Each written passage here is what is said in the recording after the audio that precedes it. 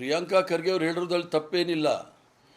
ಈಗ ಯಾರಾದರೂ ಒಂದು 100 ಕೋಟಿ ವ್ಯವಹಾರ ಹೆಚ್ಚು ಕಮ್ಮಿ ಇದ್ದರೆ ಅವ್ರಿಗೆ ಮನಿ ಲಾಂಡ್ರಿಂಗ್ ಕೇಸಲ್ಲಿ ಹಾಕ್ತಾರೆ, ಪ್ರಿವೆನ್ಷನ್ ಆಫ್ PMLA ಕೇಸಲ್ಲಿ ಹಾಕ್ತಾರೆ. ಸಾವಿರಾರು ಕೋಟಿ 2400 NGOಗಳು ಇರ್ತಕ್ಕಂಥ RSS ಇನ್ನೂ ಸಹ ಅಕೌಂಟ್ ಕೊಟ್ಟಿಲ್ಲ ಅಂದರೆ ಹಣ ಎಲ್ಲಿಂದ ಬಂದಿದೆ, ಎಫ್ಸ್ಟೀನ್ ಫೈಲ್ಸಿಂದ ಏನಾದರೂ ಬಂದಿದೆಯಾ ಅಂತ ಕೇಳಬೇಕಾಗುತ್ತೆ ಮುಂದೆ. ಆದ್ದರಿಂದ ಅದರ ಅಕೌಂಟ್ ಕೊಡೋವರೆಗೂ ಪ್ರಿಯಾಂಕಾ ಖರ್ಗೆ ಅವ್ರು ಏನು ಹೇಳ್ತಾರೆ ಅದಕ್ಕೆ ನಾವು ಬೆಂಬಲವಾಗಿದ್ದೀವಿ. ರಾಜ್ಯ ಕಾಂಗ್ರೆಸ್ನಲ್ಲಿ ಸರ್ ಟೂರ್ ಪಾಲಿಟಿಕ್ಸ್ ಎಲ್ಲ ಜೋರಾಗಿ ನಡೀತಾ ಇದೆ. ಅದೊಂದು ಕಡೆ DK ಶಿವಕುಮಾರ್ ಅವರು CM ಆಗಿ ಆಗ್ತಾರೆ ಅನ್ನೋಂಥ ವಿಶ್ವಾಸವನ್ನು ಅವ್ರ ಬೆಂಬಲಿಗರೆಲ್ಲ ಅವ್ರು ಆಗ್ತಾ ಇದ್ದಾರೆ. ಈಗ ಪತ್ರಿಕೆಗಳಲ್ಲಿ ನಿತ್ಯ ಭವಿಷ್ಯಕ್ಕೆ ಬೆಲೆ ಸಿಗ್ತಾ ಇಲ್ಲ. ಶಿವಕುಮಾರ್ ಅವರು ಕಾಂಗ್ರೆಸ್ ಪಕ್ಷದ ಅಧ್ಯಕ್ಷರು. ಅವ್ರನ್ನ ಬಂಡೆ ಅಂತ ಕರೆಯೋದಕ್ಕಿಂತ ಜಾಸ್ತಿ ರೈಲ್ವೆ ಇಂಜಿನ್ ಅಂತ ಕರೀರಿ. ಯಾಕಂದರೆ ಅವರು ಅಧ್ಯಕ್ಷರಾಗಿರುವಾಗ ಪಕ್ಷವನ್ನು ಮುಂದೆ ಎಳ್ಕೊಂಡು ಹೋಗ್ತಾ ಇರ್ತಾರೆ. ಈ ರೈಲ್ವೆ ಇಂಜಿನ್ನು ರೈಲ್ವೆ ಸ್ಟೇಷನ್ ಬರುವಾಗ ಸ್ಟೇಷನ್ ಹತ್ರ ಬರ್ತಾ ದೊಡ್ಡ ಕೂಗಾಟ ಆಗುತ್ತೆ. ಟೀ ಮಾರೋನು, ಕಾಫಿ ಮಾರೋನು, ಪೇಪರ್ ಮಾರೋನು ಎಲ್ಲರೂ ಕೂಗ್ತಾ ಇರ್ತಾರೆ. ಆ ರೈಲ್ ಬಂದು ನಿಂತು ರೈಲ್ ಕೂಡ ಜೋರಾಗಿ ಕೂಗ್ತಾ ಇರುತ್ತೆ. ರೈಲ್ ಬಂದು ನಿಂತು ಆ ರೈಲ್ ಮುಂದೆ ಹೋದರೆ ಎಲ್ಲ ತಣ್ಣಗಾಗುತ್ತೆ. ಹಾಗೆ ಶಿವಕುಮಾರ್ ಅವರು ಬಂದಾಗ ದೊಡ್ಡ ಆರ್ಭಟ ಆಗುತ್ತೆ, ಅವ್ರು ಸುಮ್ಮನೆ ಹೋದಾಗ ದೊಡ್ಡ ಆರ್ಭಟ ಆಗುತ್ತೆ. ಆದ್ದರಿಂದ ಅದನ್ನು ಏನಾದರೂ ತೀರ್ಮಾನ ಮಾಡಬೇಕಂದ್ರೆ ನಾನು ಈಗಾಗಲೇ ಹೇಳಿದ್ದೀನಿ, ಮಲ್ಲಿಕಾರ್ಜುನ್ ಖರ್ಗೆ ಸಾಹೇಬರು, ಸೋನಿಯಾ ಗಾಂಧಿಯವರು ಮತ್ತು ರಾಹುಲ್ ಗಾಂಧಿಯವರು ತೀರ್ಮಾನ ಮಾಡಬೇಕು. ಅದು ಅಲ್ಲಿವರೆಗೂ ಎಲ್ಲರೂ ಸಹ ಕಾದು ನೋಡಬೇಕಾಗುತ್ತೆ. ತೀರ್ಮಾನಕ್ಕಿಂತ ಮುಂಚೆ ಯತೀಂದ್ರ ಹೈಕಮಾಂಡ್ ರೀತಿ ಮಾತಾಡ್ತಿದ್ದಾರೆ ಅಂತ ಆಕ್ರೋಶ ಇದೆ. ಅದು ಹೇಳಿದ್ನಲ್ಲ, ರೈಲ್ವೆ ಇಂಜಿನ್, ಇಬ್ಬರೂ ರೈಲ್ವೆ ಇಂಜಿನ್ಗಳೇ. ಸಿದ್ದರಾಮಯ್ಯನವರು ಕೂಡ ಒಂದು ಕಡೆ ರೈಲ್ವೆ ಇಂಜಿನ್, ಇವರು ರೈಲ್ವೆ ಇಂಜಿನ್ ಬಂದ. ಟ್ರ್ಯಾಕ್ ಎರಡೂ ಇಲ್ಲ, ಒಂದೇ 2 ಟ್ರ್ಯಾಕಲ್ಲಿ ಹೋಗೋಕ್ಕಾಗೋದಿಲ್ಲ, ಹಿಂದೆ ಮುಂದೆ ಇದೆ. ಸರ್ಕಾರ ಅಂದರೆ ಸಿದ್ದರಾಮಯ್ಯನವರು ಮುಂದಿದ್ದಾರೆ, ಹಿಂದೆಗಡೆ PCC ಅಧ್ಯಕ್ಷರು ಇರ್ತಾರೆ, ಅದು ಹಿಂದೆ ಇರುತ್ತೆ. ಪಾರ್ಟಿ ಅಂದಾಗ ಶಿವಕುಮಾರ್ ಮುಂದೆ ಇರ್ತಾರೆ, ಸಿದ್ದರಾಮಯ್ಯನವರು ಹಿಂದೆ ಇರ್ತಾರೆ. ಅದರಲ್ಲಿ ಏನು ಬೇರೆ ಏನೂ ಇಲ್ಲ. ಅದು ನೀವು ಬೇರೆ ಬೇರೆ ಡೈರೆಕ್ಷನ್ ತೋರಿಸ್ತಾ ಇದ್ದೀರಾ. ನೀವು ಅಲ್ಲಿ ಗಾರ್ಡ್ಗಳು, ರೈಲ್ವೆ ಗಾರ್ಡ್ಗಳು ಡೈರೆಕ್ಷನ್ ರಾಂಗ್ ತೋರಿಸಿದ್ರೆ ಅದು ರಾಂಗ್ ಹೋಗುತ್ತೆ ಅಷ್ಟೇ.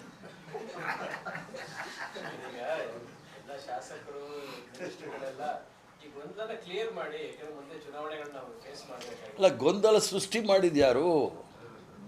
ಅದಕ್ಕೆ ನಾನು ಹೇಳಿದ್ದು, ಒಂದು ಕಡೆ ಮುಖ್ಯಮಂತ್ರಿಗಳಿದ್ದಾರೆ, ಇನ್ನೊಂದು ಕಡೆ PCC ಅಧ್ಯಕ್ಷರಿದ್ದಾರೆ.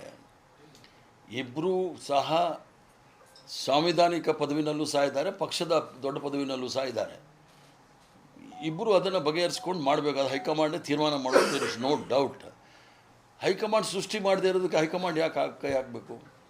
ಆ ಪ್ರಶ್ನೆ ಇದೆ. ಅಷ್ಟಕ್ಕೆ ಸಾಕು ಇವತ್ತು ಬಿಡಿ, ಒಂದೇ ಮಾತ್ರ ನೋಡಿ. Thank you. ಅದು ನಿಮಗೆ ಗೊತ್ತಿದೆ. ಸುಮ್ಮನೆ ಇನ್ನೊಂದು ದಿನ ನಿತ್ಯ ಭವಿಷ್ಯ ಹೇಳಿದಾಗ ಹೇಳ್ತೇನೆ, ಪಂಚಾಂಗ ನೋಡಿ ಹೇಳ್ತೇನೆ ಬಿಡಿ. ನೋ ಅವ್ರು 3 ಜನಕ್ಕೆ ಗೊತ್ತಿರೋದು. ಸೋನಿಯಾ ಗಾಂಧಿಯವರು, ಖರ್ಗೆ ಸಾಹೇಬರು, ರಾಹುಲ್ ಗಾಂಧಿಯವರು, ಇವರು 3 ಜನಕ್ಕೆ ಗೊತ್ತಿದೆ. ಅಸಹಾಯಕರು ಯಾರೂ ಇಲ್ಲ. ಹೈಕಮಾಂಡ್ ಯಾವತ್ತೂ ಸಹ ಅಸಹಾಯಕರಾಗಿರೋದಿಲ್ಲ. ಈಗ ಮೊನ್ನೆ ಟ್ರಂಪ್ ಟ್ಯಾರಿಫ್ ಬಗ್ಗೆ ರಾಹುಲ್ ಗಾಂಧಿಯವರು ಮಾತಾಡಿದಾಗ ಏನು ಅಸಹಾಯಕವಾಗಿದ್ವಾ? ಅವ್ರನ್ನ ಮಾತಾಡೋಕ್ಕೆ ಬಿಡಲಿಲ್ಲ, ಅಂದ್ರೂ ಸಹ ಮಾತಾಡಿದ್ರಲ್ಲ. ಸೊ ಅದರಿಂದ ಅಸಹಾಯಕತೆ ಅನ್ನೋದು ಕಾಂಗ್ರೆಸ್ ಪಕ್ಷದಲ್ಲಿ ಇಲ್ಲವೇ ಇಲ್ಲ.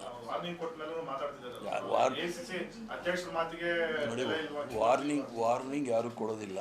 ಅಧ್ಯಕ್ಷರು ಕಿವಿ ಮಾತು ಹೇಳಿದ್ದಾರೆ. ಸಂದರ್ಭ ಬಂದಾಗ ಅದು ಸರಿಯಾದ ತೀರ್ಮಾನ ತಗೊಳ್ತಾರೆ. ಸರ್ಕಾರಕ್ಕೆ 1000 ದಿನ ಆಯಿತು ಸರ್. ಮೊನ್ನೆಗೆ ಸರ್ಕಾರ ಸಾಧನಾ ಸಮಾವೇಶನೂ ಕೂಡ ಆಯಿತು, ಭೂ ಗ್ಯಾರಂಟಿ ಸಮಾವೇಶ ಹಾವೇರಿಯಲ್ಲಿ. ಆದರೆ ಕಾಂಗ್ರೆಸ್ನ ಹೈಕಮಾಂಡ್ ನಾಯಕರು ಯಾರು ಕೂಡ ಅಲ್ಲಿ ಕಾಣಿಸ್ಕೊಳ್ಳಿಲ್ಲ. ಉಸ್ತುವಾರಿ ಸೆಕ್ರೆಟರಿಗಳು ಇದ್ರು ಬಿಟ್ಟರೆ AICC ಅಧ್ಯಕ್ಷರು ಬೆಂಗಳೂರಿನಲ್ಲಿ ಇದ್ರೂ ಕೂಡ ಆ ಕಾರ್ಯಕ್ರಮಕ್ಕೆ ಹೋಗಲಿಲ್ಲ. ಯಾಕೆ ಬೇಸರ ಮಾಡ್ಕೊಂಡಿದ್ದಾರೆ? AICC ಪ್ರೆಸಿಡೆಂಟು DCC ಪ್ರೆಸಿಡೆಂಟ್ ಅಲ್ಲ, all India Congress committee president. ಅವ್ರು ಹೋಗುವಾಗ ಅದಕ್ಕೆಲ್ಲ ಪ್ರೋಟೋಕಾಲ್ ಇರುತ್ತೆ, ಅದನ್ನು ಮೈಂಟೈನ್ ಮಾಡಬೇಕಾಗತ್ತೆ. ಇದನ್ನು ಮೊದಲಿಂದ ಮಾಡ್ಕೊಂಬಂದಿದ್ದಾರೆ, ಮೊದಲೇ ಡಿಕ್ಲೇರ್ ಮಾಡಿದ್ದಾರೆ, ಅದಕ್ಕೆ ಅವ್ರು ಮಾಡಿದ್ದಾರೆ. PCC ಅಧ್ಯಕ್ಷರಿದ್ದು, ಚೀಫ್ ಮಿನಿಸ್ಟರ್ ಇದ್ದರು ರಾಜ್ಯದವರು.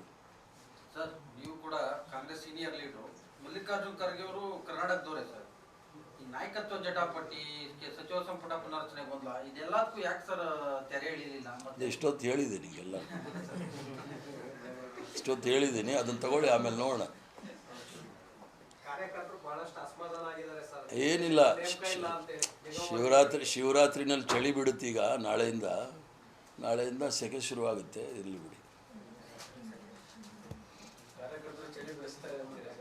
ಇಲ್ಲ, ಇಷ್ಟು ದಿನ ಚಳಿ ಇತ್ತು, ಈಗ ಸೆಕೆ ಶುರುವಾಗಿದೆ, ಇರುತ್ತೆ ನಾಳೆಯಿಂದ. ನಿರ್ಭೀತ, ನಿಷ್ಪಕ್ಷಪಾತ, ವಿಶ್ವಾಸಾರ್ಹ ಸುದ್ದಿಗಳಿಗೆ ಮತ್ತೊಂದು ಹೆಸರಾಗಿರೋ ನ್ಯೂಸ್ 18 ಕನ್ನಡ ಈಗ ಆಪ್ನಲ್ಲೂ ಲಭ್ಯ ಇದೆ. ದಯವಿಟ್ಟು ಇಲ್ಲಿರೋ QR ಕೋಡ್ ಅನ್ನ ಸ್ಕ್ಯಾನ್ ಮಾಡಿಕೊಂಡು ಆಪ್ ಡೌನ್ಲೋಡ್ ಮಾಡೋದಕ್ಕೆ ಮರಿಬೇಡಿ. ನಿಮ್ಮ ಬೆಂಬಲ ಹೀಗೆ ಸದಾ ನಮ್ಮೊಂದಿಗಿರಲಿ. ಧನ್ಯವಾದ.